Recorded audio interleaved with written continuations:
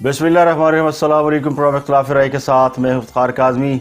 एक तरफ मुल्क में सियासी माहौल में तेज़ी आती जा रही है और सियासत का बाजार तेज़ी से गर्म होता जा रहा है। इसी सूरत हाल का फ़ायदा उठाकर दहशत गर्दों ने एक बार फिर मुल्क के लॉ एंड ऑर्डर को ख़राब करना शुरू कर दिया है। पेशावर की जामिया मस्जिद में खुदकुश हमले में 57 नमाजियों की शहादत हो गई। दर्जनों अफराद ज़ख्मी है, इनमें 2 पुलिस एहलकार और आम सिविलियन लोग भी शामिल हैं जो कि दहशतगर्दी के वाक़े में जाम शहादत नोश कर चुके हैं। तो पाकिस्तान के अंदर ये एक तवील अरसे के बाद दहशतगर्दी का खौफनाक वाक़या उस वक्त पेश आया है जब पाकिस्तान में बहुत अहम मामलात दरपेश है। ये तवक्को की जा रही थी, यानी ये गैर मतवक्को नहीं था कि इन हालात में जब पाकिस्तान में ऑस्ट्रेलिया की टीम एक अरसे बाद टेस्ट सीरीज खेलने के लिए आ रही है, यानी पाकिस्तान में इंटरनेशनल क्रिकेट की बहाली का आज एक सुनहरा दिन था। दुनिया की सबसे ताकतवर क्रिकेट टीम ऑस्ट्रेलिया पाकिस्तान में तवील अरसे बाद तकरीबन 2 दहाइयाँ गुजरने के बाद पाकिस्तान आई और उसने पाकिस्तान के अंदर टेस्ट मैच या क्रिकेट के खेल को इज्जत बख्शी और पाकिस्तान के शायकीन के सामने उस फन का मुजाहरा किया जिसे पूरी दुनिया में इज्जत और कदर की निगाह से देखा जाता है। क्रिकेट एक मकबूल खेल है। दूसरी तरफ पाकिस्तान में सियासी माहौल गर्म है और तीसरा पाकिस्तान के अंदर OIC कॉन्फ्रेंस होने वाली है जहां पर दुनिया भर से लोग पाकिस्तान आने के लिए तैयार बैठे हैं। तो इन तीनों वाक़यात के यानी इन 3 वाक़यात को अगर आप देखें तो इस बात का इम्कान मौजूद था कि पाकिस्तान के अंदर एक बार फिर दहशतगर्द इन सारी एक्टिविटीज़ को सबूताज करने की कोशिश करेंगे। ऑस्ट्रेलिया की टीम को भारत से धमकियां, ये बात मंजरेआम पर आ चुकी है, लेकिन जब बात धमकियों से नहीं बनी तो फिर मामलात और आगे ले जाएंगे और बात बेगुनाह शहरियों की जान लेने तक पहुंच गई। अब सवाल ये है, एक आम आदमी इस बात का अंदाज़ा लगा सकता है कि पाकिस्तान में हालात जब भी अच्छे होने लगते हैं तो पाकिस्तान के ऊपर इस किस्म की उफ्ताद पड़ती है। तो इस बार पाकिस्तान के सिक्योरिटी इदारों ने और पाकिस्तान की हुकूमत ने इस बात को क्यों नज़रअंदाज किया? इस बात की तवक्को की जा रही थी कि पाकिस्तान के अंदर कोई ना कोई ऐसा बड़ा वाक़या रूनुमा हो सकता है जिससे पाकिस्तान का नाम एक बार फिर दुनिया में बदनाम करके दुनिया भर का पाकिस्तान के साथ राब्ता तोड़ा जा सकता है, जो कि बड़ी मुश्किल से बहाल हो रहा है। पाकिस्तान के अंदर लॉ एंड ऑर्डर की सूरत हाल पिछले कई बरसों से तकरीबन 3 दहाइयों से ख़राब है। अफगान रूस वार के बाद से लेकर अगर आप देखें तो पाकिस्तान के अंदर बहुत कम ऐसा वक्त आया है जब पाकिस्तान के अंदर लॉ एंड ऑर्डर की सिचुएशन कोई आइडियल रही हो। लेकिन पिछली हुकूमत ने, नवाज शरीफ हुकूमत को इस बात का क्रेडिट जाता है कि उसने पाकिस्तान के अंदर लॉ एंड ऑर्डर की सूरत हाल को बहुत बेहतर किया, और वो भी उन हालात में जब पाकिस्तान के अंदर दहशतगर्दी के वाक़यात अपने अरूज की तरफ गामजन थे। खुदकुश हमले जिनका रोकना दुनिया भर में तकरीबन नामुमकिन समझा जाता है, उनका कलाकमा किया और पाकिस्तान के सिक्योरिटी इदारों के साथ मिलकर नेशनल एक्शन प्लान बनाया गया जिस पर अमल दरामद के बाद पाकिस्तान को सुकून नसीब हुआ। लेकिन मौजूदा हुकूमत ने जब से इमरान खान साहब हुकूमत में आए हैं इस जानब शायद इतनी सीरियसली तवज्जो नहीं दी और इन मामलात को उस तरह नहीं डील किया जा रहा जिस तरह के तवक्को की जा सकती थी या समझा जाता था कि इसको डील किया जाना चाहिए। खासकर इन हालात में जब आप दुनिया भर को मैसेज दे रहे हैं कि पाकिस्तान के अंदर लॉ एंड ऑर्डर बड़ा आइडियल हो चुका है और पाकिस्तान में दुनिया भर से कहीं से भी कोई शख्स पाकिस्तान आ सकता है और आज़ादाना घूम फिर सकता है, चाहे वो दुनिया भर के आलमी यानी दुनिया भर के जो मुल्क हैं उनके नुमाइंदा शख्सियात हों या खिलाड़ी हों या गुलकार हों या और लोग हों, वो पाकिस्तान उनके लिए एक सेफ हेवन है, एक महफूज मुल्क है। लेकिन आज ये सारा तासुर जो है वो गलत हो गया। पिछले कई महीनों से पाकिस्तान के अंदर दहशतगर्दी के पेदर पे वाक़यात हो रहे हैं जिनको अगर सीरियसली लिया जाता तो इतना बड़ा वाक़या रूनुमा ना होता। ये 57 पाकिस्तानी शहरियों की शहादत एक बहुत बड़ा वाक़या है जो हुकूमत की गफलत की भेंट चढ़ गया और ये खान साहब की हुकूमत के ऊपर एक बहुत बड़ी चार्जशीट के तौर पर सामने है। ये कहाँ वाक़या है जिसमें यानी वो वज़ीर दाखिला शेर रशीद साहब है जिनको وزارت داخلہ کی ABCD نہیں پتہ. جب ریلوے میں تھے تو حادثات بڑھ گئے, اور جب سے انہوں نے وزارت داخلہ سنبھالی ہے پاکستان کے اندر دہشت گردی کے واقعات بڑھ گئے ہیں, اس لیے کہ ان کی دلچسپی یا تو سیاست میں ہے یا پھر ان کی اپنے جو ان کے حلقہ سیاست ہے, جو ان کا حلقہ احباب ہے, اس کے اندر وقت گزارنے میں زیادہ دلچسپی ہے. تو شیر رشید کو وزارت داخلہ دے کر خان صاحب نے ایک یعنی ایسا بڑا رسک لیا ہے جس کا انجام ہمارے سامنے ہے. اب وہ سیاست کریں, وہ خان صاحب کے فوج سے معاملہ ٹھیک کرائیں, وہ اپوزیشن کو دھمکیاں دیں اور ان کو جواب دیں اور ان کو تڑیاں لگائیں اور ان کی ایسی تیسی پھیریں, یا پھر وہ ملک کی داخلی صورتحال ہے اس کو مانیٹر کریں اور اس کے اوپر توجہ دیں. تو یہ فیلئر جو ہے یہ حکومت کا بھی ہے اور شیر رشید کا تو ہے ہی, اور پاکستان کے اندر اس بات کی روایت کبھی نہیں رہی کہ پاکستان میں, ویسے تو خان صاحب کہا کرتے تھے کہ اگر ٹرین حادثہ ہو تو وزیر ریلوے کو مستعفی ہونا چاہیے, اور اگر بم دھماکہ ہو یا اس طرح کا نقصان ہو تو وزیر داخلہ کو اپنا عہدہ چھوڑ دینا چاہیے. لیکن وہ تمام باتیں اس وقت تک ٹھیک تھیں جب تک خان صاحب حکومت میں تھے. جب سے خان صاحب حکومت میں آئے یہ تمام وعدے اور باتیں تبدیل ہو چکی ہیں. خان صاحب جب اپوزیشن میں تھے تو اس طرح کے واقعات ہوتے تھے تو خان صاحب یہ الزام لگایا کرتے تھے کہ بلکہ سوال اٹھایا کرتے تھے کہ جب بھی نواز شریف کے خلاف اپوزیشن کچھ کرتی ہے تو یہ دہشت گردی کے واقعات ہونا کیوں شروع ہو جاتے ہیں.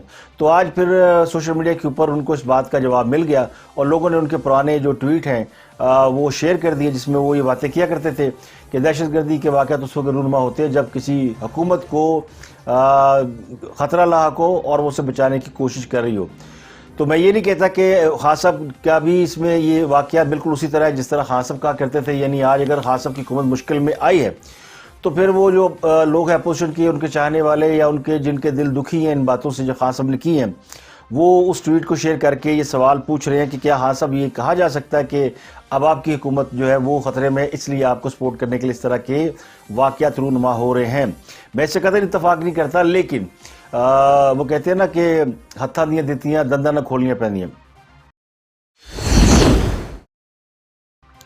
تو یہ حکومت کے لیے ظاہر ہے وقت مشکل ہے, اور مشکل وقت یوں ہے کہ خان صاحب کے خلاف تحریک عدم اعتماد آنی ہے اور اس کی تیاریاں جاری ہیں. حزب اختلاف کی جماعتیں اگلے چند روز میں وزیر اعظم عمران خان کے خلاف یہ تحریک قومی اسمبلی میں پیش کر دیں گی. ابھی اس بات کا فیصلہ نہیں ہوا کہ یہ کب اور کون پیش کرے گا, اس کی اسٹریٹجی کیا ہوگی. کچھ خبریں میرے پاس ہیں لیکن میں اس کو اس ویلاگ میں نہیں آپ کے ساتھ شیئر کرنا چاہتا. اگلے ویلاگ میں کچھ کنفرم کرنے کے بعد میں آپ کے ساتھ شیئر کروں گا کہ میچ بڑا دلچسپ چل رہا ہے اور دونوں طرف سے جو تیاری ہے اس پہ میں کچھ آپ کو پوائنٹ بتاؤں گا. لیکن آج ایک اور اہم جو واقعہ ہے وہ شین وارن کی موت ہے, وہ بھی کرکٹ سے ریلیٹڈ ہے. دنیا میں کرکٹ کے جتنے لوگ ہیں جو کرکٹ کو سمجھتے ہیں, دیکھتے ہیں, انہیں پیار کرتے ہیں اور جنہوں نے اپنی زندگی کا بیشتر حصہ اس کھیل کے ساتھ گزارا ہے, وہ جانتے ہیں کہ شین وارن جو ہے وہ اس کھیل کا ایک بادشاہ کھلاڑی تھا جس نے اپنی جادوگری سے پوری دنیا کو متحیر کیے رکھا, اپنے فن سے, اپنے آرٹ سے, اپنے سکل سے. ان کی موت ہم سب کے لیے ایک صدمے سے کم نہیں ہے. اور اس کے علاوہ چونکہ یہ واقعات ایسے ہیں کہ جن سے کافی آج دل جو ہے وہ اداس بھی ہے اور سیاست میں بات کرنے کو دل نہیں چاہ رہا. دل تو یہ چاہ رہا ہے کہ ماتم کیا جائے ان لوگوں کا جو لوگ آج گھر سے جمعے کی نماز پڑھنے نکلے تھے اور جن کو یہ پتہ ہے کہ ہمارے جان و مال کی محافظ ریاست ہے اور ہمارے سیکورٹی ادارے ہیں اور ہم سنگینوں کے سائے میں بھی اگر نماز پڑھیں گے تو سنگینیں ہماری حفاظت کریں گی, ریاست ہماری حفاظت پر مامور ہوگی. اور لیکن ریاست کسی اور کام میں مصروف ہے. ریاست اس کام میں مصروف ہے کہ حکومت کی کون سی ایسے اراکین ہیں جو کہ اپوزیشن کے ساتھ تانے بانے جوڑے ہوئے ہیں. ریاست اس کا اپوزیشن کے کون سے ایسے لوگ ہیں جن کو کہا جائے کہ وہ حکومت کے خلاف تحریک عدم اعتماد.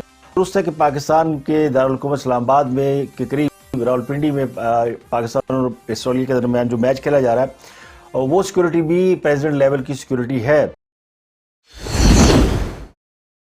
لیکن آج پاکستان کے صدر بھی عارف علوی صاحب نے, ویسے تو پی ٹی آئی کی پوری حکومت رنگ باز ہے, کہنا نہیں چاہیے, جو رنگ بازی انہوں نے کی اس کا بھی ذکر کرنا چاہیے, لیکن میں پاکستان کے جو صدور ہیں ان کے بارے میں ہمارا کوئی تجربہ زیادہ اچھا ہے نہیں.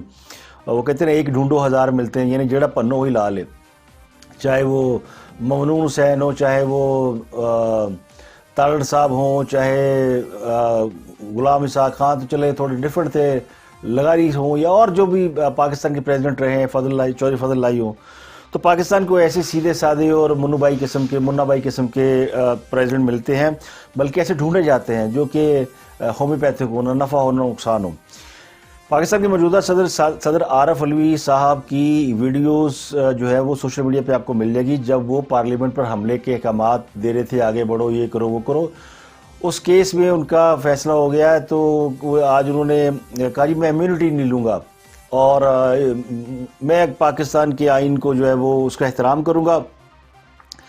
ویسے تو انہوں نے مذہب کو بھی اس میں استعمال کرنے کی کوشش کی کہ وہ آئین سب سے بڑا ہے، اور میں اس پہ نہیں زیادہ بات کرتا کیونکہ اس میں لوگوں کے مختلف پوائنٹ آف ویو ہیں۔ تو میں یہ بات کرتا ہوں کہ جب انہوں نے کہا کہ انہیں جو آئین میں امیونٹی حاصل ہے وہ نہیں لیں گے کیونکہ انہیں معلوم ہے فیصلہ لکھا جا چکا ہے، تو اس کا مطلب یہ کہ صدر عارف علوی کو معلوم ہے کہ فیصلے میں ان کو سزا نہیں ہونی، اس لیے انہوں نے امیونٹی نہ لینے کا فیصلہ کیا۔ اگر انہیں یہ علم ہوتا کہ وہ رگڑے جائیں گے اور اس کیس میں وہ پھنس جائیں گے تو وہ سب سے پہلے امیونٹی جیم میں ڈال کے عدالت کو پیش کرتے کہ جناب مجھے تو امیونٹی حاصل ہے۔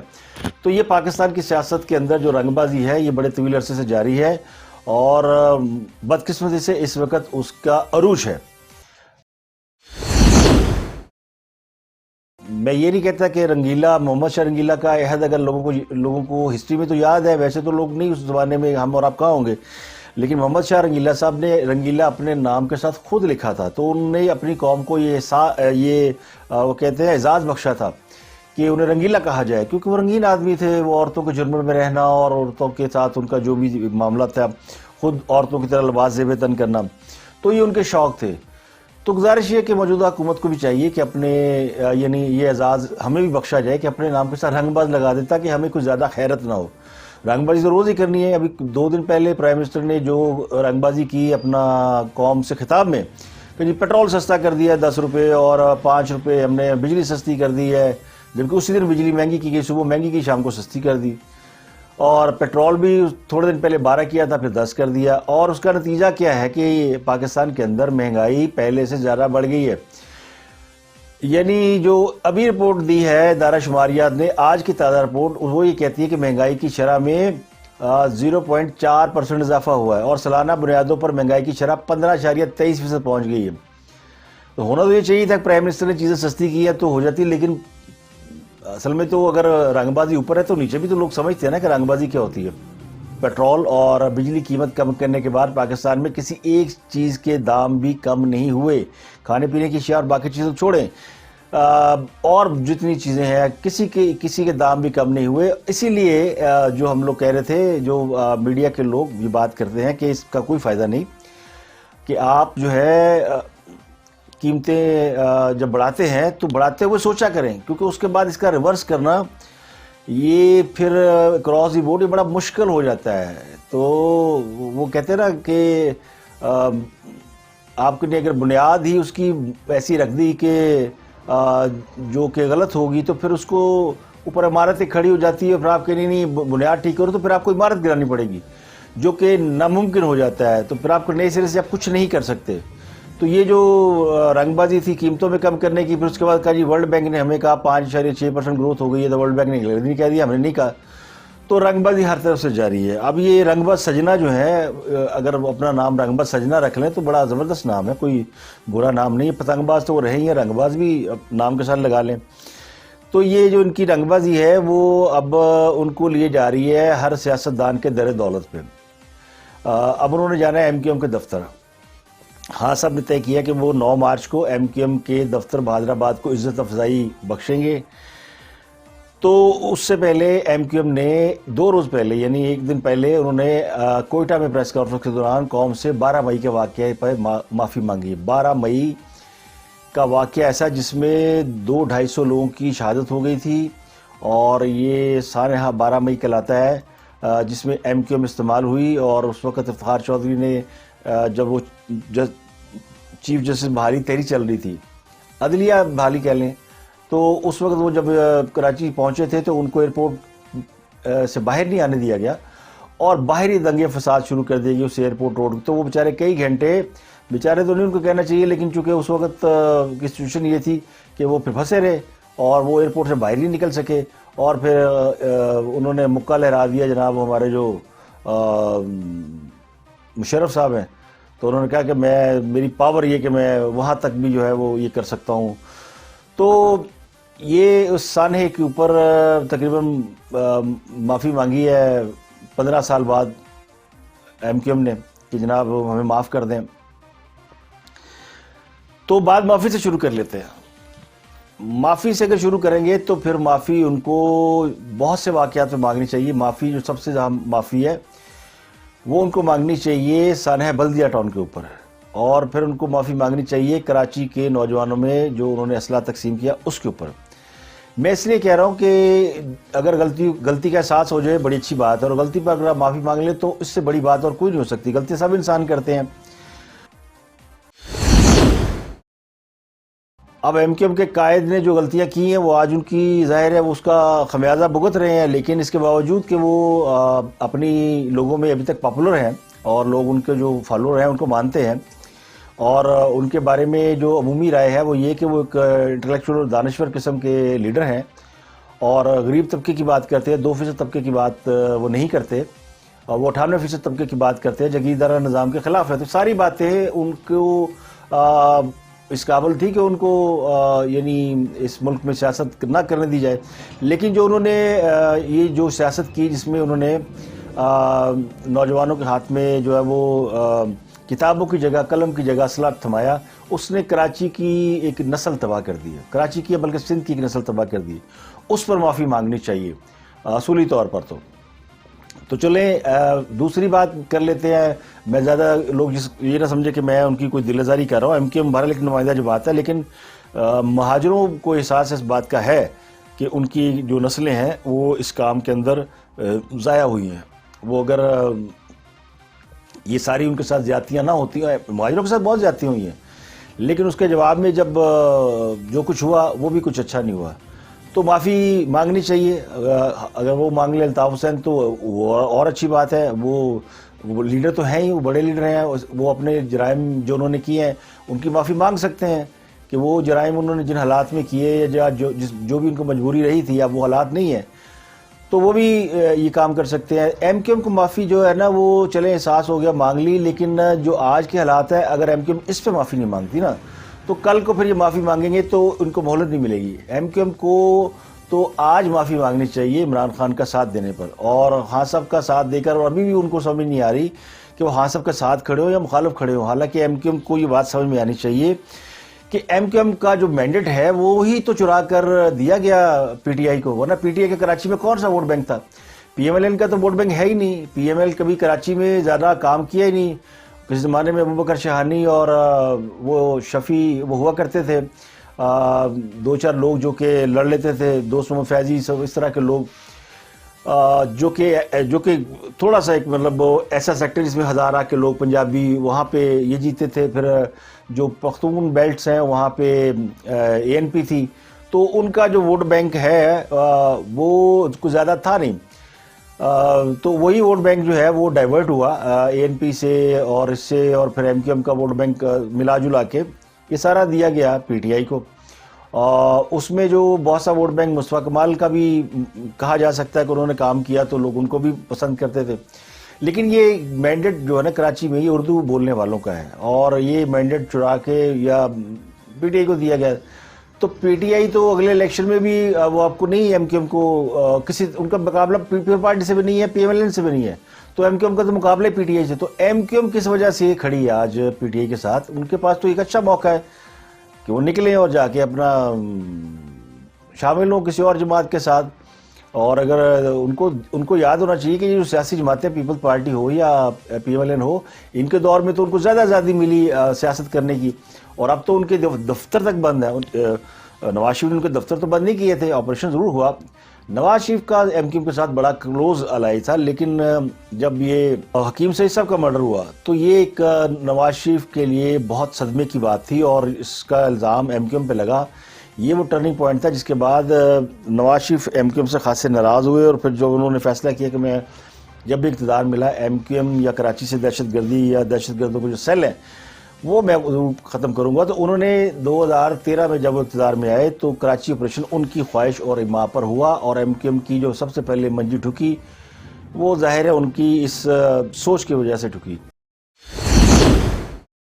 اس کے باوجود میں سمجھتا ہوں کہ وہ سیاسی آدمی ہے اور وہ معاملات سے کافی آگے نکل چکے ہیں, تو وہ بہتر چوائس ہے ایم کیو ایم کے لیے کہ اگر ایم کیو ایم ان کے ساتھ لائن بنا لیتی تو ان فیوچر وہ کراچی کے اندر زیادہ سٹیبل ہوتے. پیپل پارٹی کے ساتھ بھی بنا سکتے ہیں, لیکن پیپل پارٹی کے ساتھ وہ رہے بھی ہیں حکومت میں, لیکن پیپل پارٹی کے ساتھ ان کا شاید وہ آنکڑا فٹ نہیں ہو رہا.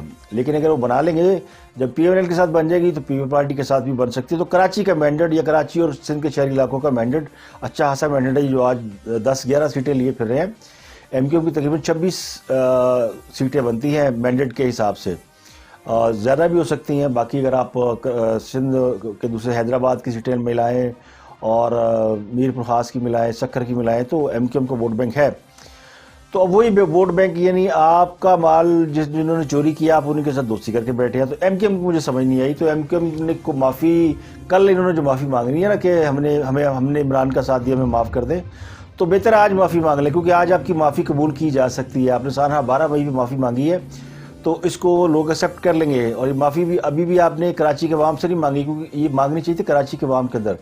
تو آپ کو دراصل کراچی کے عوام سے بہت سی معافیاں مانگنی ہے, وہ معافی مانگ لیں, اور سب سے زیادہ وہ اس حکومت سے معافی مانگے تاکہ آپ کا جو فیوچر ہے وہ بہتر طریقے سے آگے بڑھ سکے. تو اب ایم کیو ایم کے پاس جائیں گے 9 مارچ کو خان صاحب, اور وہ گورنر سندھ نے بھی کچھ دھمکیاں دی ہیں, اگلے وی لاگ میں آپ کے ساتھ ذکر کروں گا. آج کے لیے اتنا ہی, اس لیے کہ چونکہ ابھی سیاسی بات زیادہ کرنے کو دل نہیں چاہ رہا, تو اس لیے میں نے حالات و واقعات کو ہی ذکر کیا. لیکن میں آپ کو اگلے وی لاگ میں یہ بتاؤں گا کہ جو حکومت نے تیاری کر رکھی ہے اور جو اپوزیشن نے تیاری کر رکھی ہے وہ بڑی زبردست تیاری ہے. اور وہ جو ماضی میں ایک ٹریک ریکارڈ رہا ہے نا کہ تحریک اعتماد کبھی کامیاب نہیں ہوئی, اس بار تاریخ جو ہے وہ خود کو نہیں دہرائے گی, بلکہ نئی تاریخ لکھی جا رہی ہے. تو مجھے دیجیے اجازت, اپنا گرد و نواح کے لوگوں کا خیال رکھیے گا. کل میں انشاءاللہ آپ کے ساتھ یہ کوشش کروں گا کہ وہ جو بہت امپورٹنٹ انفارمیشن ہے وہ آپ کے ساتھ شیئر کروں.